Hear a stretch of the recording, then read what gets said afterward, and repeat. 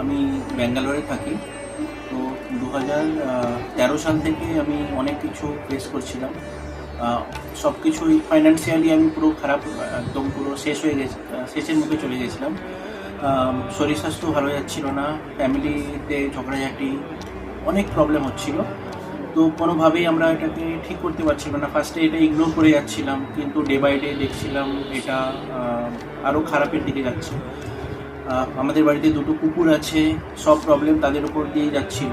কোনো এমন কোনো মাস নেই যে মাসে আমরা কিছু ভালোভাবে সেভিং করতে পারছিলাম, মানে খুব খারাপ অবস্থা দিয়ে যাচ্ছিলাম। তখন ইউটিউবে সবুজকালী মায়ের কথা জানতে পারলাম। তারপর এসে এখানে মায়ের কৃপায় এখন আমরা অনেক বেটার আছি আগের থেকে। আর অনেক বেশি ইমপ্রুভ হচ্ছে, আমি বুঝতে পারছি। সব কিছু পজিটিভ, এখনও পর্যন্ত সব পজিটিভই হচ্ছে।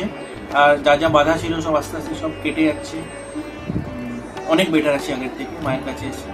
এখানে এসে মন্দিরে যখন ফার্স্ট আসি, তখন জেঠুর সঙ্গে অনেক কথাবার্তা হয়, সমস্ত যা প্রবলেম ওনাকে খুলে বলি।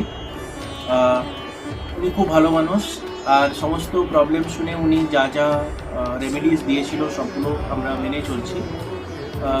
আর ফিউচারেও সেটা মেনে চলবো। যা যা মেনে চলেছি মোটামুটি এখনো পর্যন্ত সব ভালোই চলছে।